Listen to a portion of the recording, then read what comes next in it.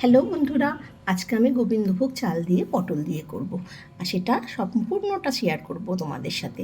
পটলটা দেখছো যেভাবে কেটেছি, আমি একটু চিড়ে চিড়ে দিয়েছি পটলটা, আর ধুয়ে সুন্দর পরিষ্কার করে রেখেছি। এখানে গোবিন্দভোগ চাল আছে, আমি শুকনো কাপড়ে মুছে রেখে দিয়েছি, এটা তো ভেজালে ভাজা যাবে না। আর এখানে আছে মশলা, আছে আদা বাটা, জিরে, আর কাশ্মীরি লঙ্কা, আর চিনি, আর হলুদ, নুন। আর এখানে আছে কাজু বাদাম, চারমগজ আর কিশমিশ, এটা আমি সম্পূর্ণ বেটে দেব। আর সম্ভারের জন্য আছে এখানে তেজপাতা, গোটা গরম মশলা এত করে রেখেছি, আর জিরে, অল্প সামান্য জিরে। বন্ধুরা, অল্প করে তেল দিয়েছি, আর এই গোবিন্দভোগ চালটা আমি প্রথমে একটু ভেজে নেব, একটু লাল লাল করে ভেজে নেব, ভেজে নিয়ে তুলে রাখবো। দেখতেই পাচ্ছ চালটা আমার ভাজা হয়ে গেছে, এবার আমি চালটাকে তুলে নেব। বন্ধুরা, তেলটা আমার গরম হয়ে গেছে পটল ভাজার জন্য, পুরো রেডি তেল। এবার আমি অল্প একটু নুন দিয়ে দিলাম, যাতে না পটলগুলো ফোটে।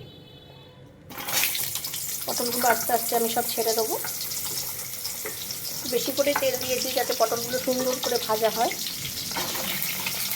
পটলগুলো দিয়ে দিলাম সব কটা, নাড়িয়ে নাড়িয়ে এবার পটলটাকে আমি পুরো লাল লাল করে সুন্দর করে ভেজে দেবো।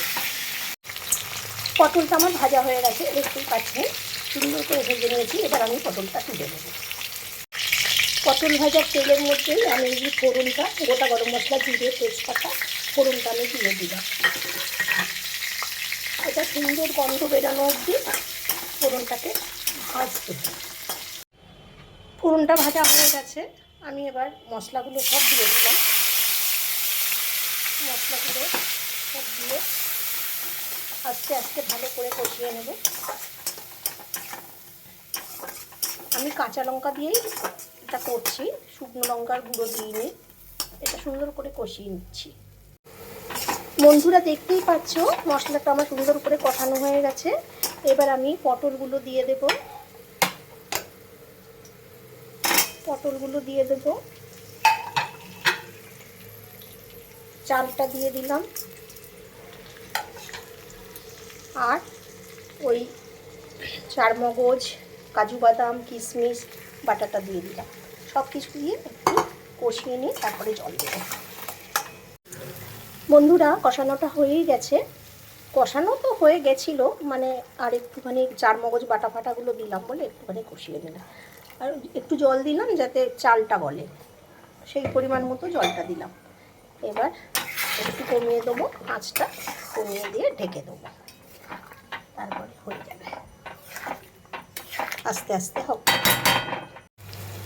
বন্ধুরা, দেখতেই পাচ্ছ চাল পটলটা আমার হয়ে গেছে, সুন্দর তেল উঠে এসছে। এবার অল্প একটু ঘি দেবো আমি, এতে বেশি দেবো না। আর গরম মশলা তো আমি সোমবারের সময় দিয়ে দিয়েছি। এটা আমার হয়ে গেছে। বন্ধুরা, আমার চাল পটল পুরো রেডি। এইভাবে রান্না করে খেয়ে দেখবেন, খুব ভালো লাগে। এটা রুটি, লুচি, পরোটা যা খুশি দিয়ে খান না কেন সব কিছুর সাথে ভালো লাগে। কেননা একটু মিষ্টি মিষ্টি, ঝাল ঝাল, নুন নুন সব কিছু মিলেমিশে, আর এত সুন্দর একটা সেন্ট হয় গোবিন্দভোগ চালের, দারুণ লাগে খেতে। আপনারা অবশ্যই করেই একবার খেয়ে দেখবেন, খেয়ে আমাকে জানাবেন। আজ তাহলে আসি বন্ধুরা, যদি রান্নাটা ভালো লাগে অবশ্যই একটা কমেন্ট করবেন। টাটা।